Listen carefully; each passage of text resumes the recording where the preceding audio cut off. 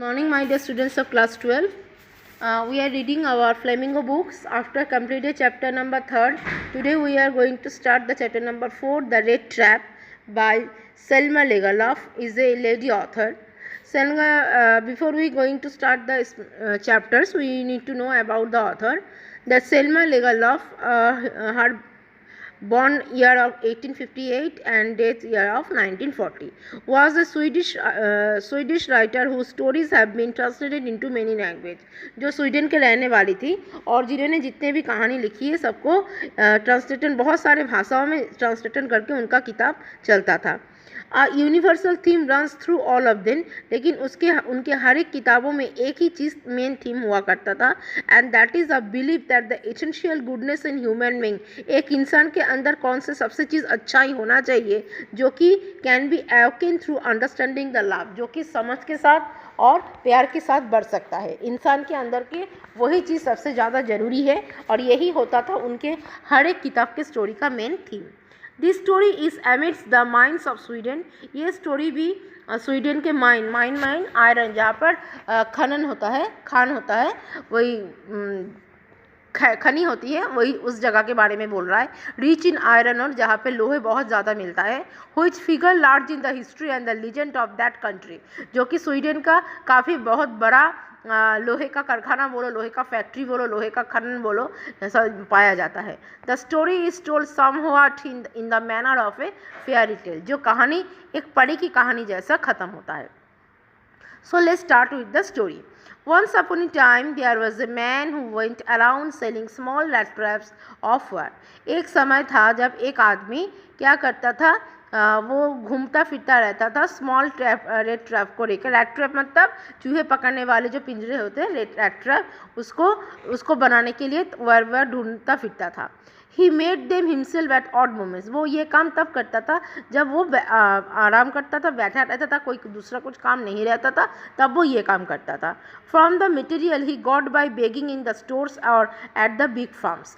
ये सब करने के लिए वो भीख भी मांगता था. वो सब सामान ज़रूरत, मैंने रेड ट्रैप बनाने के लिए जो भी सामान उसको चाहिए था उसके लिए वो भीख भी मांगता था, या फिर बड़े बड़े जो फर्म होते थे वहाँ पर जाके भी भीख मांगता था.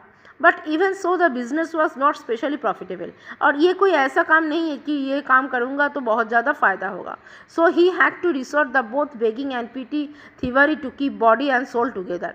तो उसको जीने के लिए कभी कभार भीख भी मांगना पड़ता था, छोटा मोटा चोरी भी करना पड़ता था बॉडी एंड सोल को बरकरार रखने के लिए. बॉडी एंड सोल इंडियन भाषा में जिसको बोलता है रोटी रोजगार चलाने के लिए उसको ये सब काम करना पड़ता था.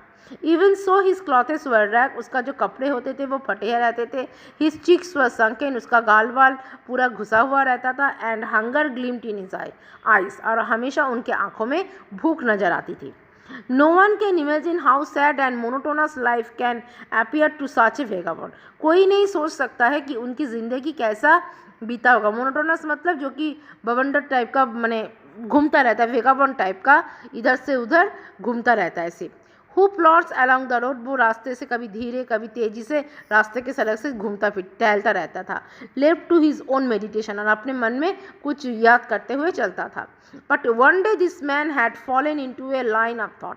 लेकिन एक दिन अचानक उस इंसान के दिमाग में एक बात आया, which really seem to him entertaining, जो उसको काफ़ी ज़्यादा एंटरटेन किया, मज़ा दिया. He had naturally been thinking of his red trap. जब भी वो ध्यान से अपने रेड ट्रैप के बारे में सोचता है, when suddenly he was struck by the idea, तभी उसके दिमाग में एक आइडिया आया that the whole world about him, पूरे विश्व के बारे में उसको याद आया कि the whole world with its lands and seas, its cities and village was nothing but a big red trap. उसको तब याद आया कि मैं जो चूहे पकड़ने वाला पिंजरा बनाने की कोशिश कर रही हूँ, और ये पूरा दुनिया देखो वो ऑलरेडी एक पिंजरा बन ही चुका है, जहाँ पर समंदर है, शहर है, ज़मीन है, गाँव है, सब कुछ ये सब रेड ट्रैप ही है. It had never existed for any other purpose than to set beds for people. ये कुछ और नहीं है. यहाँ पर कौन रहता है? पीपल रहता है ना, इसी ज़मीन के अंदर, समंदर के किनारे, गांव में, शहरों में. तो पीपल भी क्या है, इसी रेड ट्रैप का एक माने पिंजरे का रहने वाला।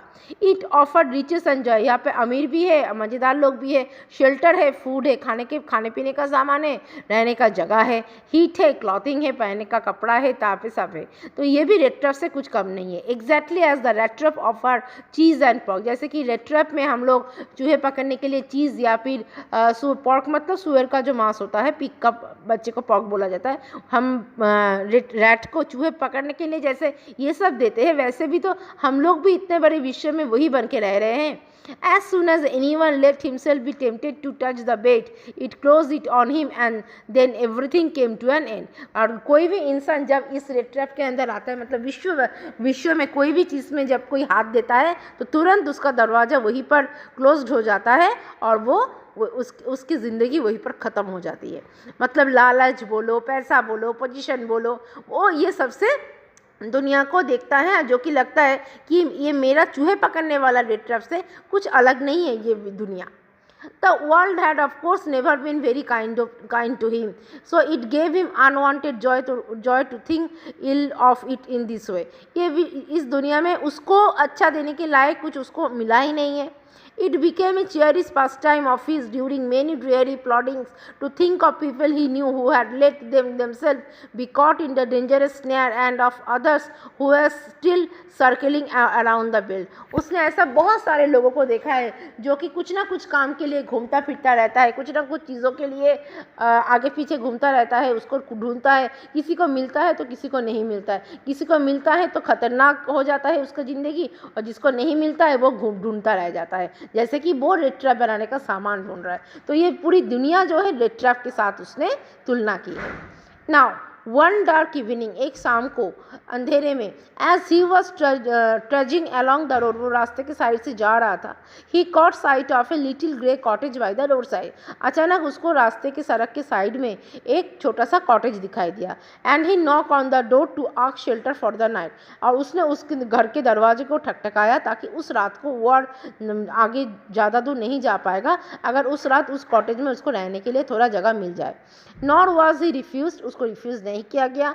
इंस्टीड ऑफ द सोर फेसेस विच ऑर्डिनरली मीट हिम, और उनके साथ एक ऐसा इंसान का मुलाकात हुआ जो बहुत ही सीधा साधा था। द ओनर, जो कि उस घर का मालिक था, who was an old man, जो कि एक बूढ़ा आदमी था, विदाउट वाइफ और चाइल्ड, जिसका कोई ना बीवी था ना बच्चे, was happy to get someone to talk to in his loneliness, जिनको बल्कि अच्छा लगा कि मैं अकेला रहता हूँ, कोई आया है जिससे मैं थोड़ा बात कर पाऊँ। Immediately he put the porridge pot on the fire and gave him supper, तुरंत जैसे ही वो आया वो पॉरिज पर मतलब हम लोग खिचड़ी बना देते हैं ना, लोग जब अचानक आ जाते हैं, कुछ नहीं घर पे तो दाल चावल मिला के खिचड़ी बना देते हैं, वैसे खिचड़ी बना दिया और उसको खाने के लिए दे दिया।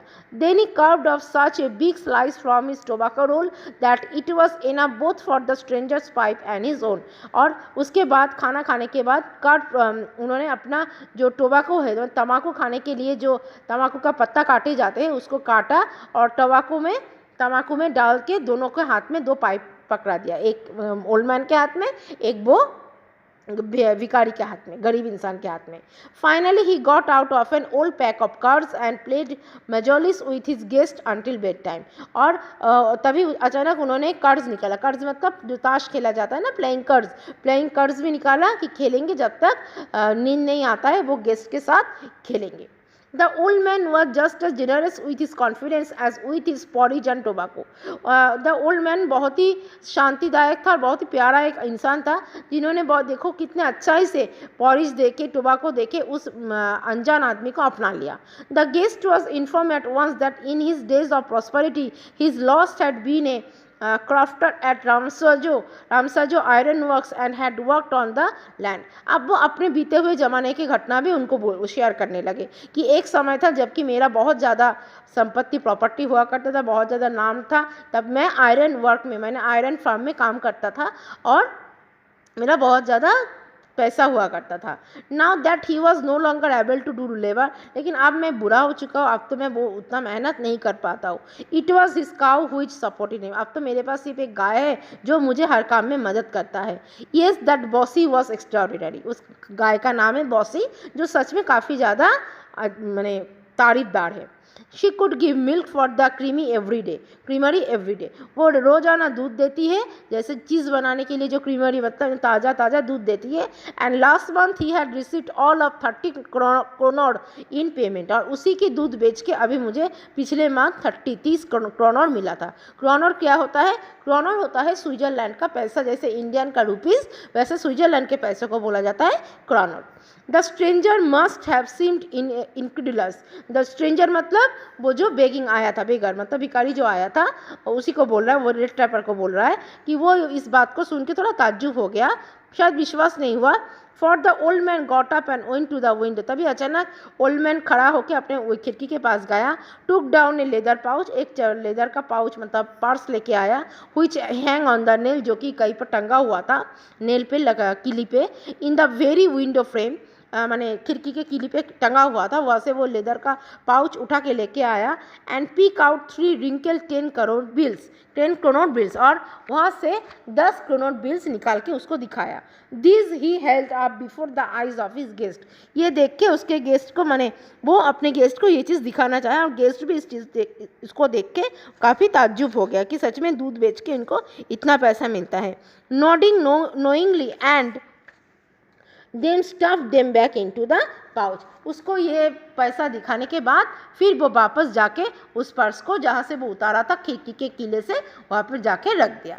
तो this is the first part of the rich trap. This is a very big story, we have to read this story minimum have to be taken week, एक हफ्ता कम से कम हमें लग जाएगा, बिकॉज हम ज़्यादा भी नहीं पढ़ पाएंगे, हमें समझना है चैप्टर्स को। So we will go very short in period, but I request you people that please read this passage and please listen my audio, ताकि कोई भी doubts आगे चल के जम ना जाए और क्लियर हो जाए। And we will come with the next videos on tomorrow. Have a nice day and goodbye.